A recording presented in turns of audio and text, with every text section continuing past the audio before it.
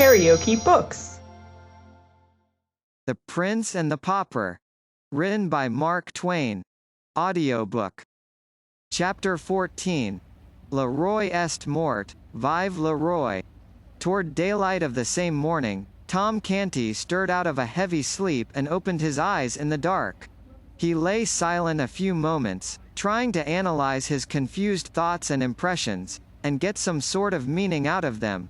Then suddenly he burst out in a rapturous but guarded voice. "I see it all, I see it all. Now God be thanked, I am indeed awake at last. Come, joy. Vanish, sorrow. Ho, Nan. Bet.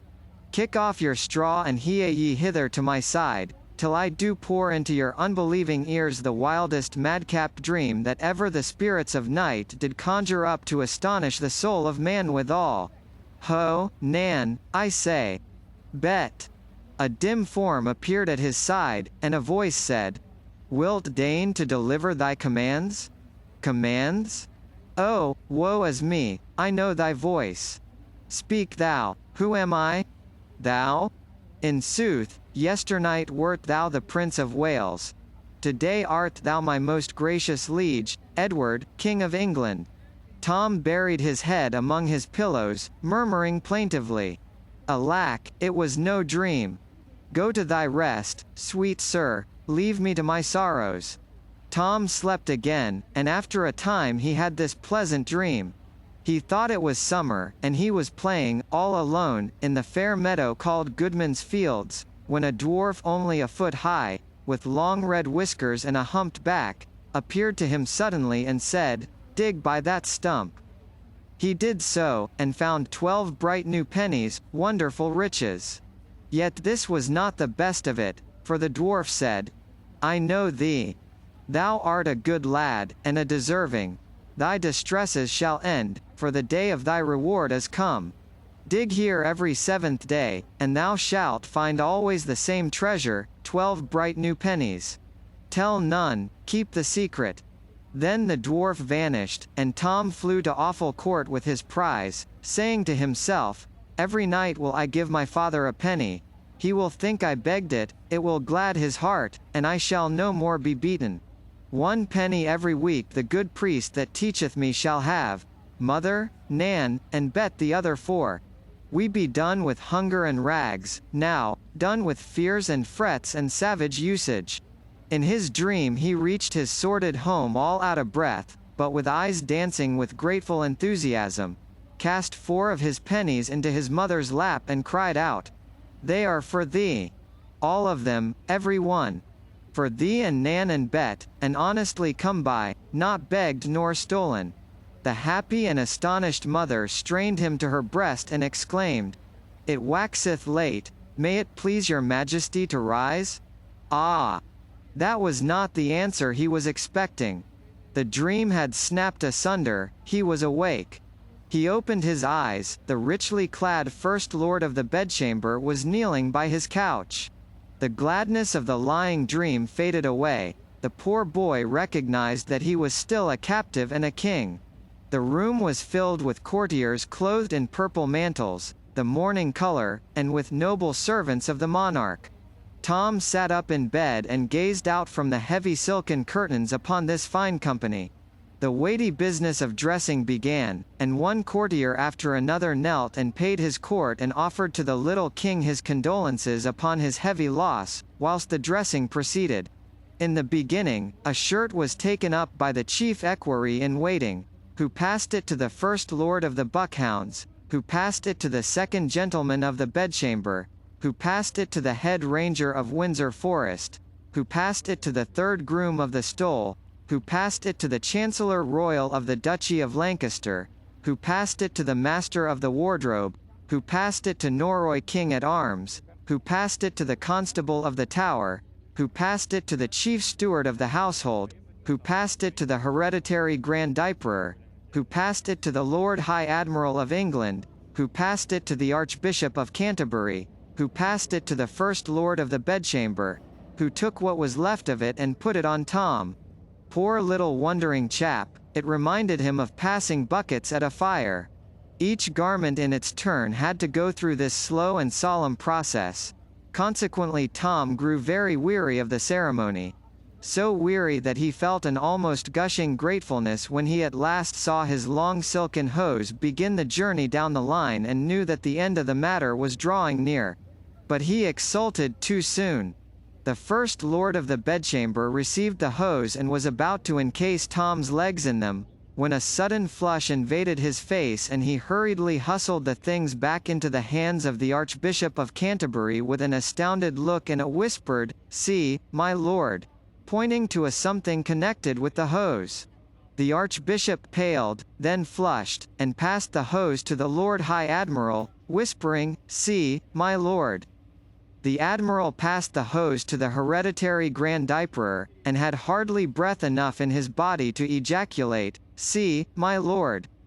The hose drifted backward along the line, to the Chief Steward of the household, the Constable of the Tower, Norroy King at Arms, the Master of the Wardrobe, the Chancellor Royal of the Duchy of Lancaster, the Third Groom of the Stole, the Head Ranger of Windsor Forest, the Second Gentleman of the Bedchamber, the First Lord of the Buckhounds, accompanied always with that amazed and frightened, "See, see," till they finally reached the hands of the chief equerry in waiting, who gazed a moment, with a pallid face, upon what had caused all this dismay, then hoarsely whispered, "Body of my life, a tag gone from a truss point."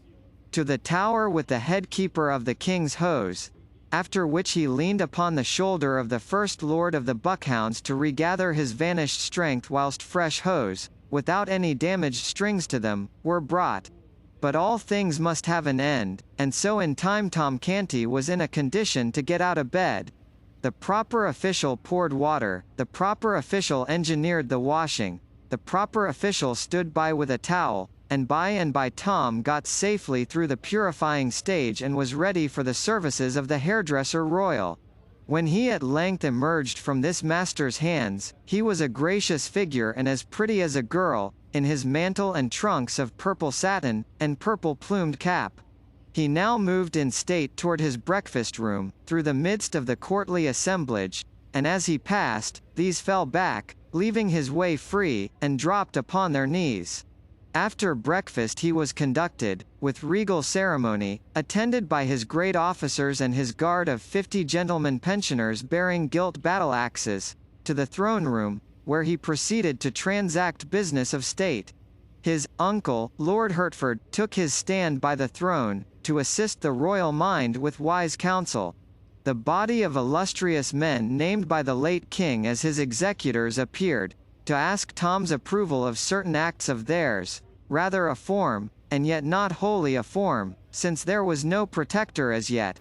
The Archbishop of Canterbury made report of the decree of the Council of Executors concerning the obsequies of his late most illustrious Majesty, and finished by reading the signatures of the executors, to wit, the Archbishop of Canterbury, the Lord Chancellor of England, William Lord Street, John Lord Russell, Edward Earl of Hertford, John Viscount Lisle, Cuthbert Bishop of Durham. Tom was not listening, an earlier clause of the document was puzzling him.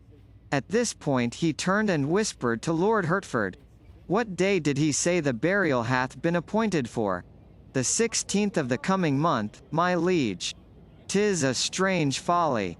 Will he keep?" Poor chap, he was still new to the customs of royalty.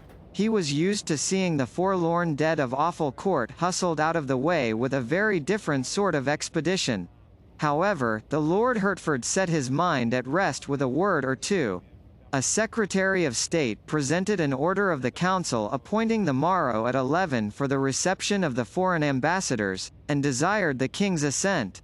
Tom turned an inquiring look toward Hertford, who whispered, "Your Majesty will signify consent. They come to testify their royal master's sense of the heavy calamity which hath visited your grace and the realm of England." Tom did as he was bidden. Another secretary began to read a preamble concerning the expenses of the late king's household, which had amounted to £28,000 during the preceding 6 months. A sum so vast that it made Tom Canty gasp. He gasped again when the fact appeared that £20,000 of this money was still owing and unpaid. And once more when it appeared that the king's coffers were about empty, and his 1,200 servants much embarrassed for lack of the wages due them. Tom spoke out, with lively apprehension. "We be going to the dogs, 'tis plain. 'Tis meet and necessary that we take a smaller house and set the servants at large, sith they be of no value but to make delay, and trouble one with offices that harass the spirit and shame the soul, they misbecoming any but a doll, that hath nor brains nor hands to help itself withal. I remember me of a small house that standeth over against the fish market, by Billingsgate." A sharp pressure upon Tom's arm stopped his foolish tongue and sent a blush to his face, but no countenance there betrayed any sign that this strange speech had been remarked or given concern.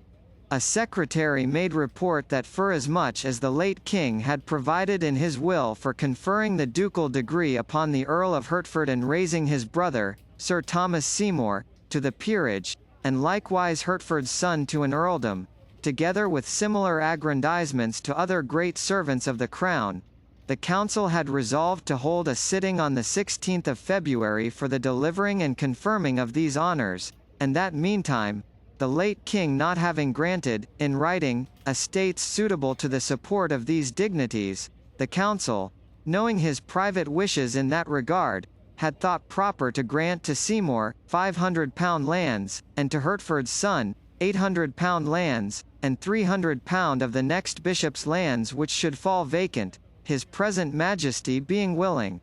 Tom was about to blurt out something about the propriety of paying the late king's debts first, before squandering all this money, but a timely touch upon his arm, from the thoughtful Hertford, saved him this indiscretion. Wherefore he gave the royal assent, without spoken comment, but with much inward discomfort. While he sat reflecting a moment over the ease with which he was doing strange and glittering miracles, a happy thought shot into his mind. Why not make his mother Duchess of Awful Court, and give her an estate? But a sorrowful thought swept it instantly away. He was only a king in name, these grave veterans and great nobles were his masters. To them his mother was only the creature of a diseased mind. They would simply listen to his project with unbelieving ears, then send for the doctor. The dull work went tediously on.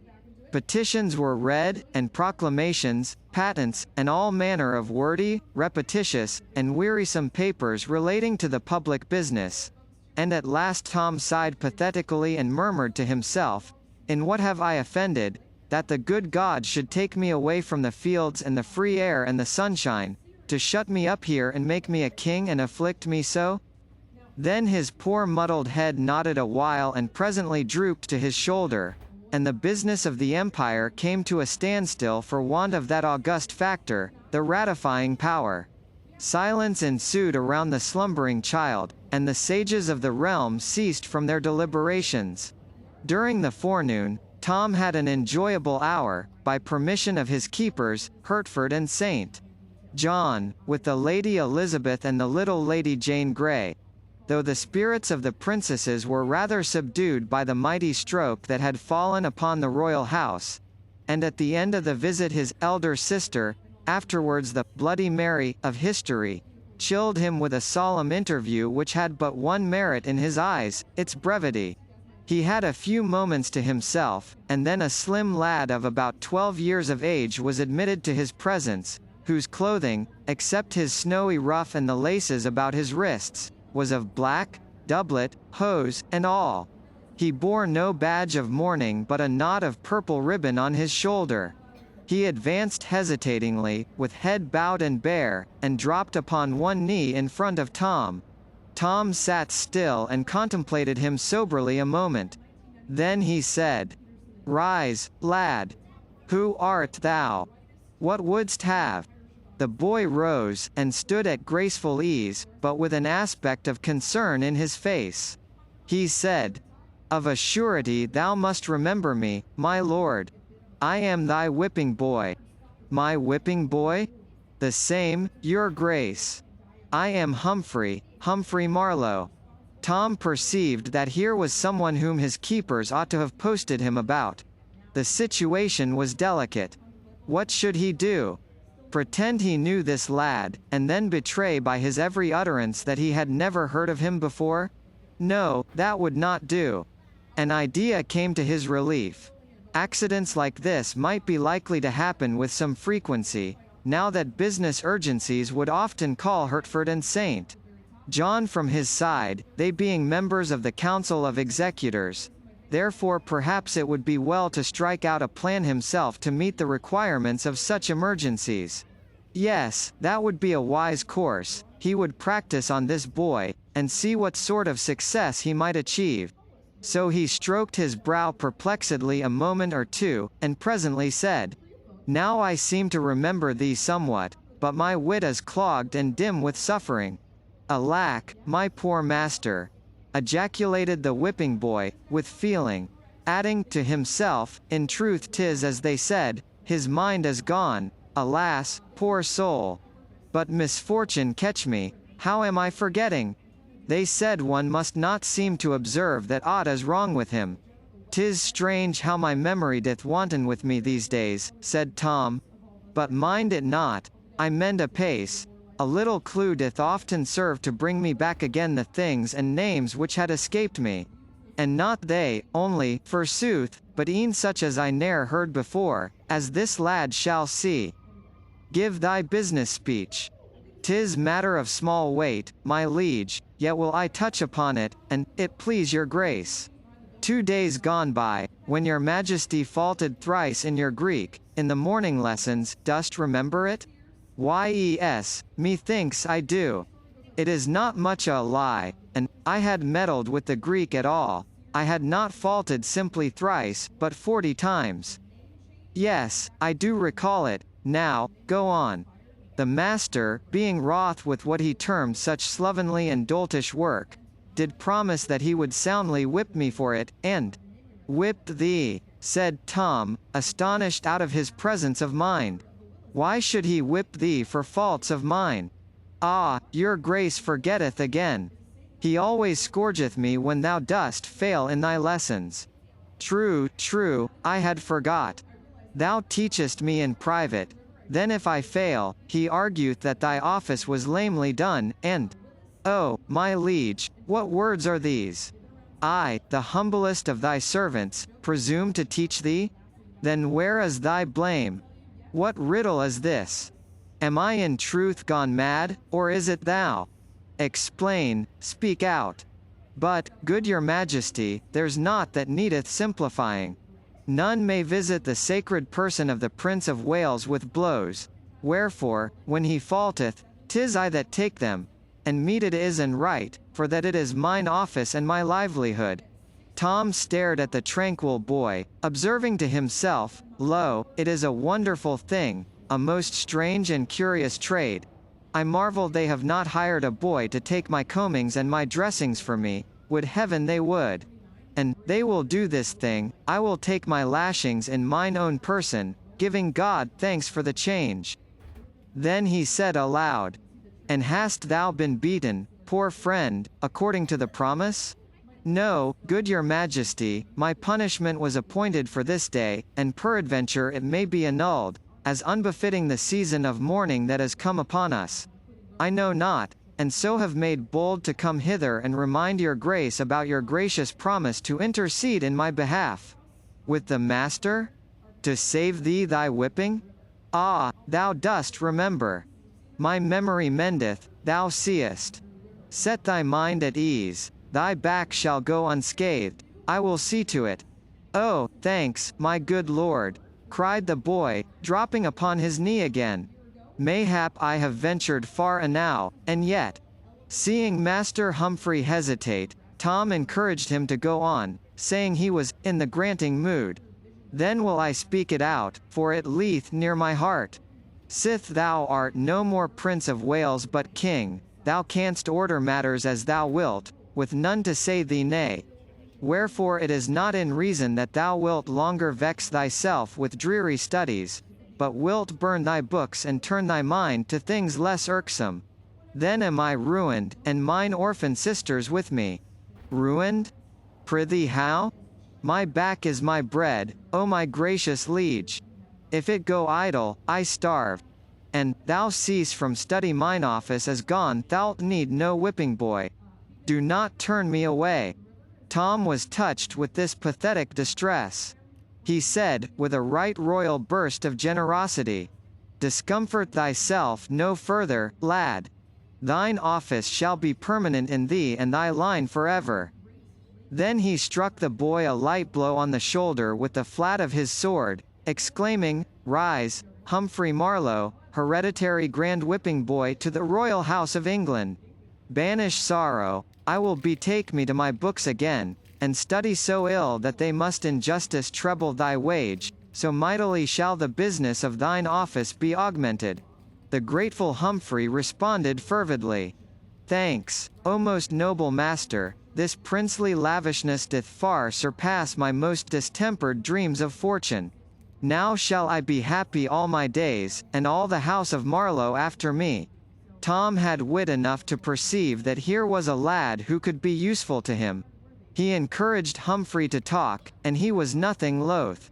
He was delighted to believe that he was helping in Tom's cure, for always, as soon as he had finished calling back to Tom's diseased mind the various particulars of his experiences and adventures in the royal schoolroom and elsewhere about the palace, he noticed that Tom was then able to recall the circumstances quite clearly. At the end of an hour Tom found himself well freighted with very valuable information concerning personages and matters pertaining to the court, so he resolved to draw instruction from this source daily, and to this end he would give order to admit Humphrey to the royal closet whenever he might come, provided the Majesty of England was not engaged with other people.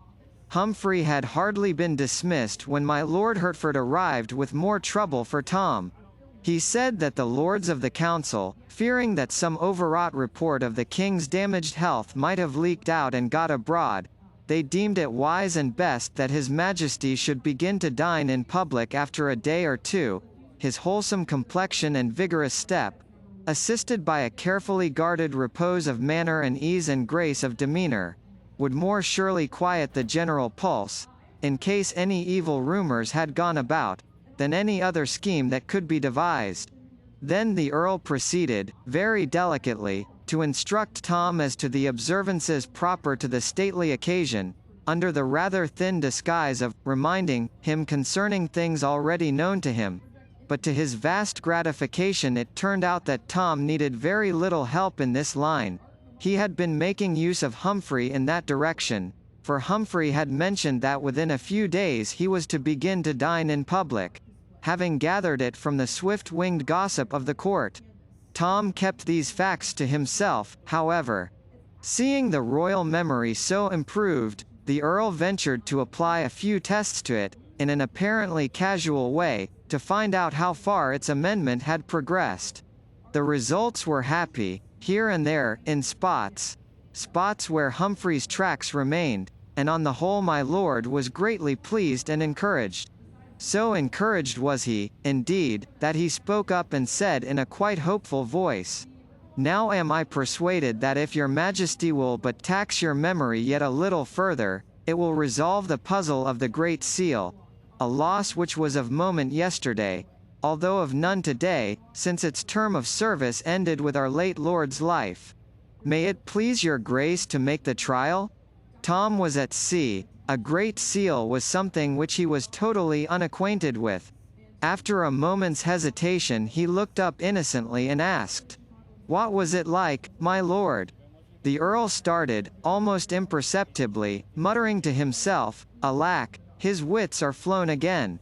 It was ill wisdom to lead him on to strain them. Then he deftly turned the talk to other matters, with the purpose of sweeping the unlucky seal out of Tom's thoughts, a purpose which easily succeeded. Karaoke Books.